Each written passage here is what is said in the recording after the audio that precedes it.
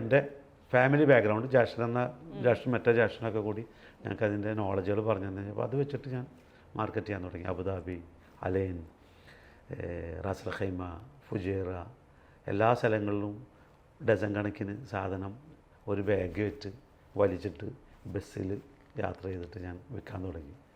അവിടെ നിന്നാണ് അങ്ങനെ ആ പ്രയാണം. അപ്പോൾ ആ ഒരു ഫാക്ടറിയിൽ നിന്ന് സ്റ്റാർട്ട് ചെയ്ത് പിന്നെയാണ് ഒരു തോട്ട് വന്നത് സ്വന്തമായിട്ട് വൈ നോട്ട്. അപ്പോൾ അങ്ങനെ ഉണ്ടായിക്കൊണ്ടിരിക്കുമ്പോൾ ഞങ്ങൾക്ക് തോന്നി നമ്മൾക്ക് എന്തുകൊണ്ട് നമ്മുടെ ബ്രാൻഡ് ഉണ്ടായിക്കൂടാന്നുള്ളതാണ്. അങ്ങനെ ജ്യേഷ്ഠൻ്റെ മോളെ വിളിക്കുന്നൊരു പേരുണ്ട് വാവാച്ച്. ഇപ്പോഴും സ്റ്റിൽ വാവാച്ച് എന്ന് വിളിക്കാം. അപ്പോൾ വാവാച്ച് ഒരു ഇറ്റാലിയൻ സ്റ്റൈലിൽ ഒരു ബ്രാൻഡ് പേരിട്ടിട്ട് ആദ്യമായിട്ട് സ്വീറ്റ് ആർട്ട് എന്ന് പറഞ്ഞൊരു പ്രൊഡക്റ്റ് ഇറക്കി. അതാണ് ഫസ്റ്റ് ഞങ്ങളുടെ പ്രൊഡക്റ്റ്. അത് ബിഹൈൻഡ് ഓഫ് അതിൽ നമ്മുടെ ഇതുള്ളൂ, ഞാനൊന്നും ചെയ്തതല്ല, ജ്യേഷ്ഠൻ തന്നെ വേറെ. അവിടെ നിന്ന് ഇങ്ങനെ പിന്നെ പ്രൊഡക്റ്റായി. അത് ജ്യേഷ്ഠൻ മരണപ്പെട്ടു.